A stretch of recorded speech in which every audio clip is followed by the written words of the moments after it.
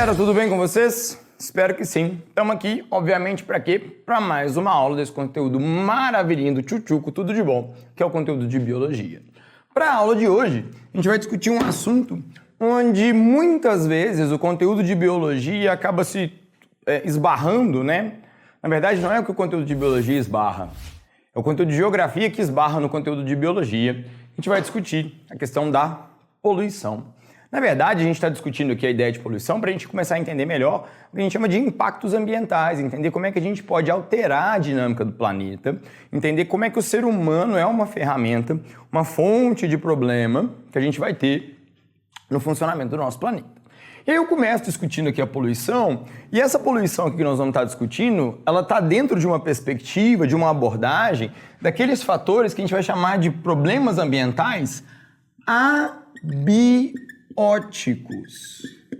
E o que vão ser esses problemas ambientais abióticos? São aqueles problemas, né? São desequilíbrios ambientais causados por coisas que não estão vivas.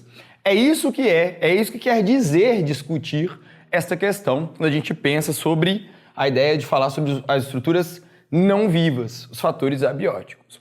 Aí eu trouxe uma definição do que é a poluição. E é interessante a gente pensar um pouquinho sobre essa definição do que é poluição, porque na prática é um pouco difícil não definir o que é poluição, porque eu estou dando aqui uma definição para vocês, mas é um pouco difícil às vezes de quantificar a poluição, de estabelecer parâmetros para entender o que é poluição.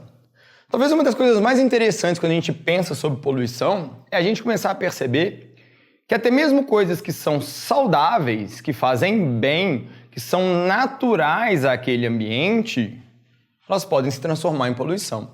É até bem legal da gente refletir um pouquinho sobre isso, porque uma falácia muito comum das pessoas dizerem é que determinada coisa, por ser natural, não tem como fazer mal. E na verdade isso é uma bobagem. Por que isso é uma bobagem? É aquela lógica de a diferença entre o remédio e o veneno e a dosagem se aplica muitas vezes à discussão aqui sobre o que é poluição. Perfeito? Show de bola! Avancemos então. Então, toda vez que eu tenho a introdução ou de uma energia ou de alguma substância que gera uma modificação no desequilíbrio, um desequilíbrio no ambiente ou no funcionamento dos organismos, eu estou lidando então com um tipo de poluição. Reparem que pode ser uma substância como também pode ser uma energia. Eu vou trazer aqui, por exemplo, justamente isso, né?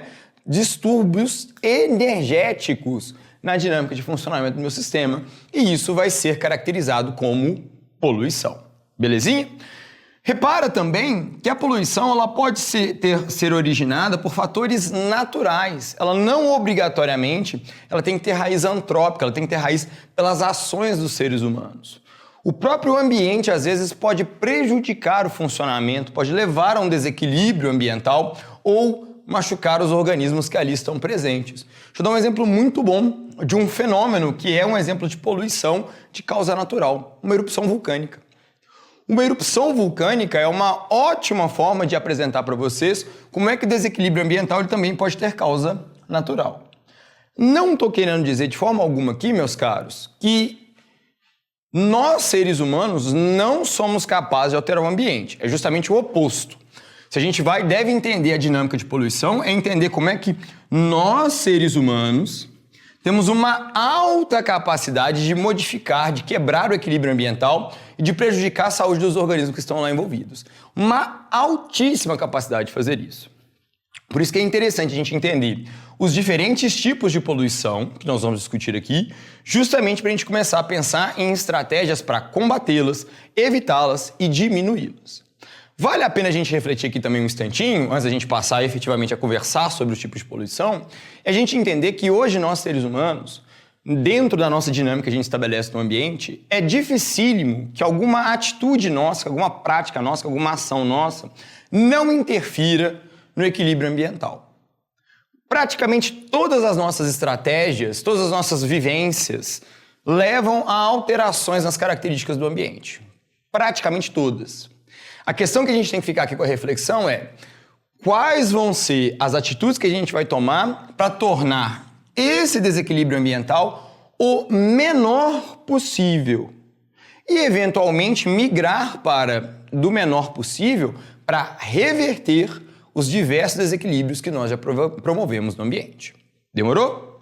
Muito bem, então. Vamos começar então a discutir alguns tipos de poluição de origem abiótica, ou seja, de perturbações que não são ligadas diretamente aos seres vivos. Poluição sonora é um exemplo. Poluição sonora é um som que interfere no funcionamento do ambiente. Música alta, o barulho de um motor funcionando, uma obra, são exemplos de poluição sonora, muitas vezes prejudicando a saúde dos organismos. Nesse caso, é inclusive muito fácil de perceber que eu posso prejudicar a saúde dos próprios seres humanos. É um erro, no entanto, a gente pensar que essa poluição sonora também não vai afetar os outros organismos que aqui estão. Vou dar um exemplo bem interessante aqui para ilustrar isso para vocês. Festa de Réveillon, os fogos de artifício, prejudicam e muito a saúde, por exemplo, dos nossos animais de estimação, dos nossos pets, né? Cachorro sofre muito, porque são sons muito altos que prejudicam a saúde deles. Todo ano, gente, quando tem festa de Réveillon, se você participa, conhece algumas discussões relacionadas à preservação à saúde animal, tem relatos de pessoas que o cachorrinho chega a morrer. Tamanha quantidade de susto que ele leva por causa dos barulhos muito altos. Não é só susto, não. Aqueles barulhos dos fogos de artifício chegam a machucar mesmo o animal, chegam a machucar a audição do animal. Podem provocar uma taquicardia extrema e pode levar, inclusive, o animal a ter uma parada, né, cardiorrespiratória. Olha que cabuloso que é, como é que pode ser perigoso a poluição. Poluição térmica, como o próprio nome sugere, é poluição causada por distúrbios térmicos. Um bom exemplo de poluição térmica por ação antrópica é o uso de água para resfriar motores de usinas nucleares. Como o reator nuclear muitas vezes ele superaquece, aliás, ele não deve superaquecer, ele aquece naturalmente pelo funcionamento. Ele precisa de ser resfriado, senão ele vai acabar fundindo e explodindo.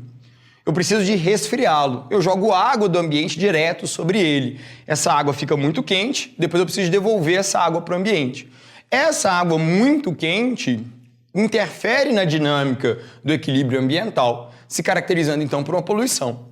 Repara que é água, mas é uma água muito quente e isso é suficiente para causar poluição. Radiação, essa sem dúvida nenhuma, é uma das formas de poluição mais graves que nós temos. Por quê? Porque muitas vezes o efeito dela perdura por muito tempo e altera significativamente a vida dos seres vivos. Nós temos exemplos na história do Brasil, recente, o caso do Césio em Goiânia, que é um exemplo muito escancarado de radiação.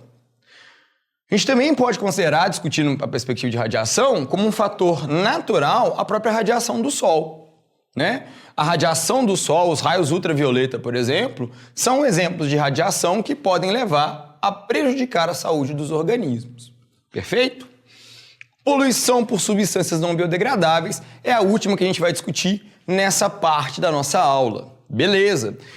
Que são essas substâncias não biodegradáveis? São substâncias que os seres vivos não conseguem processar corretamente e passam a ser incorporadas no organismo, ok? Aqui eu coloquei exemplo de duas, os metais pesados e alguns tipos de inseticidas.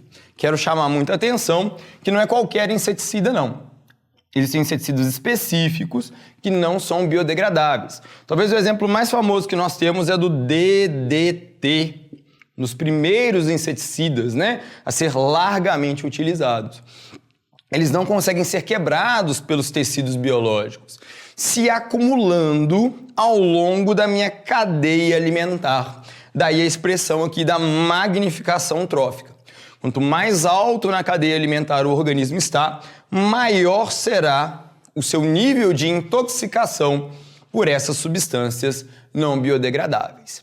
Estamos começando a discutir agora, por exemplo, à medida que o nosso entendimento sobre como nós seres humanos estamos alterando o funcionamento do planeta, nós já estamos começando a discutir, por exemplo, a presença de microplásticos como substâncias não biodegradáveis alterando a saúde dos organismos. Nós já estamos encontrando esses microplásticos nos sais, nos tecidos, entre os tecidos de peixes e afins.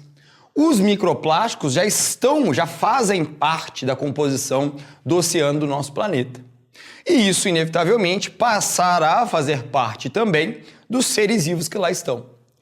O que é muito interessante a gente pensar e a gente refletir quando a gente começa a discutir isso tudo? É que a gente começa a perceber, de uma forma muito escancarada, como nós estamos muito bem interconectados. E é uma ilusão a gente achar que a gente não está, que a gente é um ser à parte da dinâmica do nosso planeta. Se a gente entende que a gente está interconectado, as nossas escolhas para reduzir o tamanho do desequilíbrio ambiental passa a ser cada vez mais urgente. Por isso que a gente começa hoje, por exemplo, a discutir coisas como justiça climática, que são temas super pertinentes para a gente poder trabalhar e entender a urgência de discutir esse tipo de coisa. Então fica aqui, um exemplo de substância não biodegradável seria o plástico. E eu também poderia observar essa magnificação trófica. Não da mesma forma comparada a metais pesados como chumbo, tolueno e afins, ou o próprio DDT. Mas ainda assim eu poderia observar esse tipo de situação. Certinho? Muito bem. Na aula de hoje, então, a gente estabeleceu um conceito para o que é poluição, entendemos que ela pode ter tanto causa natural, sendo, no entanto, menos comum, mas principalmente e mais preocupante, de origem pelo ser humano, de origem antrópica, e citamos alguns tipos de poluição, como a sonora, a térmica, a radiação e a por substâncias não biodegradáveis.